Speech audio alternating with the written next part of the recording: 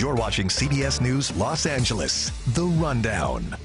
Hello, everyone. I'm Ross Palumbo. Here's a look at your top stories at this hour. A murder case that captivated California decades ago is now back in the spotlight. Scott Peterson has a new fight for his freedom, and it all began in a San Mateo County courtroom just today. Peterson is serving life in prison. Do we have your consent to proceed via Zoom this morning? Absolutely. Thank you. Well, that's pretty much all he said today. He is serving that sentence for murdering his wife and unborn son back in 2002. He's always maintained his innocence. Earlier this year, the LA Innocence Project, though, picked up Peterson's case, and in court today, they argued for DNA testing and the introduction of discovery evidence that they believe could now exonerate him. The judge ruled that she would give the district attorney's office until April 22nd to respond to the attorney's DNA testing request. The deadline for the discovery is coming up on May 20th. Well, here to give us more insight on these new developments is defense attorney Rachel Fissé. Rachel, thank you so much for joining us. Let me ask you, I know you've been following this case for some time. What are your initial reactions to today's court hearing? My initial reactions are that the judge is entertaining this, and the motion will be heard and opposed, and it may have legs. So I think this is a good development if you're Scott Peterson. He has been maintaining his innocence for many, many years, and he has tried multiple times to have his case overturned, and he has a new bite at the apple, if you will. So the Innocence Project took this case in January, and they have filed the motion, and it appears that it will go forward. You know, Scott Peterson has been biting at that apple for more than 2 decades now. It's getting smaller and smaller. How rare is it to have post-trial DNA testing? Is it just as valuable today compared to samples that are now perhaps more than 20 years old? If they get anywhere with this DNA testing, it will become an expensive battle between the DA and the Innocence Project, and that will be showing that the DNA is just as good today as it was back then. And DNA evidence tends to be fairly conclusive. So if they get a real match on this mattress, which was found in a van, which is what they're looking to have tested, or one of the items they're looking to have tested, then it may just raise more of a reasonable doubt. Now, of course, it doesn't mean that Scott Peterson didn't commit the crime, but this evidence, if it is perchance Laci Peterson's or their sons, that really does raise a new triable issue of fact. You know, Rachel, as you say, that DNA testing is surrounding a van that was linked to burglaries in the area when Laci disappeared. Now, if there is a match with that van, with DNA found in the van, would that automatically spark a retrial here? It really will depend on what is found. I think if there is a match with Laci in that van, I do think that will spark at least a battle to get a retrial, and eventually that would be fairly compelling evidence. Why would she be in that van unless she was put there by someone else? So that would be incredible evidence, unless if there's something that her house was burglarized, or there's a little tiny match with someone else in the area. I think that's less compelling, but if her DNA or Connor's DNA is in that van, I think we would see a retrial of this case. You know, I covered that trial more than 20 years ago, and there was plenty of other evidence. He did try to sell Laci's car while she was missing, and he researched selling their house. There was also his once girlfriend, Amber Frey, that testified in the case. Is that evidence going to be much less compelling if there's new DNA evidence, or is that pretty strong evidence against him still? This is why we have juries, and juries are just weighing the evidence as to what they're hearing. There was compelling evidence. I remember that evidence, and he had told his girlfriend that his wife had died. So there is all of that evidence would just be rehashed at a new trial, but the jury would have to weigh it against evidence. If indeed there is DNA evidence of her or that baby in the car, that would be an incredibly hard trial. You know, I know you've been a defense attorney for quite some time. Any predictions on this one? I don't think her DNA will be in that van, but we'll see. We will see. You know, Scott Peterson, as we mentioned just a little while ago, has been through so much. It was just 4 years ago that his death row element of his conviction and sentencing was removed, and now he's been given life in prison without parole. How often is it that we see challenges in big murder cases like this? Is it just nonstop, really, all the time they're in prison? Is this pretty typical of what someone serving a life sentence or perhaps facing the death penalty goes through?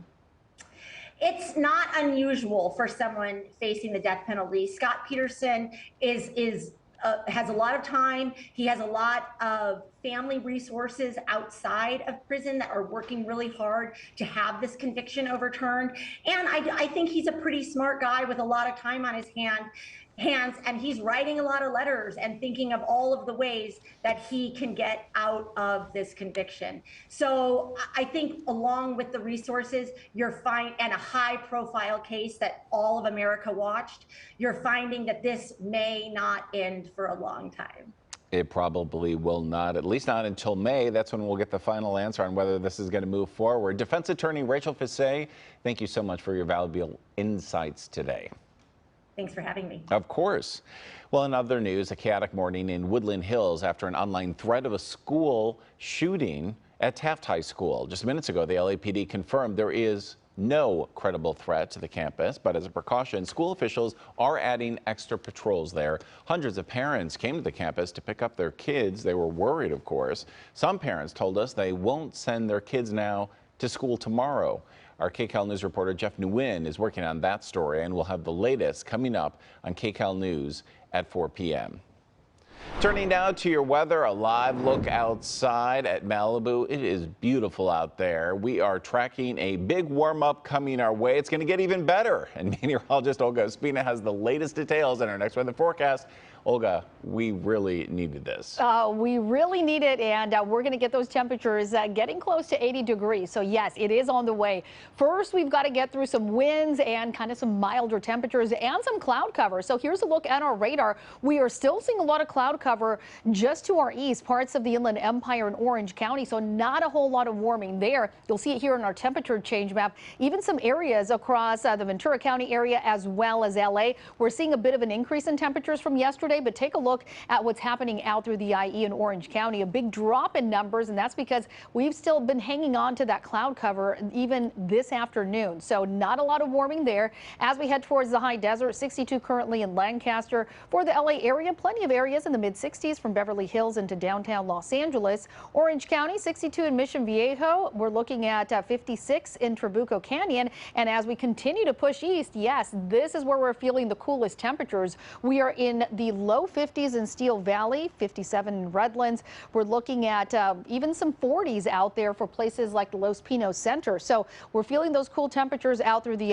IE with that cloud cover still lingering. And of course, still some 40s out in Big Bear City. But here's a look at our temperature outlook. We are still looking at those warmer than average temperatures headed our way over the extended period. That's going to be the case for the West Coast, including us here in Southern California. Winds will be the big story as we head into the next several days. So here we are tonight. We're starting to see those winds really pick up. If you are in the deserts, if you are elsewhere, not really feeling those really strong winds, but the winds really start to intensify as we head into Wednesday and especially into Thursday when we start seeing those winds shift offshore. And look at this. Thursday morning, as you wake up, those winds start to make it all the way down into the basin. We're seeing gusts nearing 50 to 60 miles per hour. The winds do start weakening as we head into the afternoon hour, but still pretty widespread and still gusty conditions for much of the day on Thursday. So we're looking at some high wind watches going into effect Wednesday night into Thursday afternoon. Isolated gusts very, very strong. And this is going to be for a lot of our areas, including the Inland Empire, Orange County, and much of LA, places like the valleys. We also have the wind advisory in place for the Apple Lucerne Valley. So those deserts are really going to be extremely windy as we head into especially Thursday. And then rain chances. This is the one thing we are not going to be seeing is rain. We are going to keep things dry over the extended period. So we'll take a look at the big picture. We do have this cutoff low that's going to be moving in, and by Wednesday, this is what's going to drive those northerly winds. And as we head into Thursday, as that low starts to drop down a little further south, this is going to start shifting our winds from the northeast. Those offshore winds are finally going to be warming us up as we head into late in the weekend. Those 70s are returning, and we still continue with very warm temperatures into early next week. Today, though, it's a cool one. 60s will be the story for most of us. And then look at this nice little warm up headed our way. Some of our valleys going from the low 70s into the upper 70s by Sunday, Monday into Tuesday. Look at all that sunshine headed our way as well. So we'll get there after those winds and that cloud cover moves out. Numbers rising nicely, nearing 80 degrees by late in the weekend. Olga, you and I are both smiling because no rain, plenty of sunshine. Hey, we're already there. It's already great out. It's our dream weather. It yep. sure is. Olga, thank you so much. Well, disappointing news out of Big Bear today. We have learned that all 3 of the eggs that those eaglet have laid, unfortunately, are not viable. Here is a live look at the nest of Shadow and Jackie. The eggs were laid back in January, and we've been following them practically day by day. So far, none have hatched. The group that monitors the birds says it's probably unlikely now that they will hatch at this point. Experts say only half of eagle eggs actually do hatch. That is really sad. Beautiful picture, though. Maybe they'll lay some more soon. We'll be following that as well. This has been The Rundown. Thanks for joining us. We will be back live at 3 right here on CBS News Los Angeles.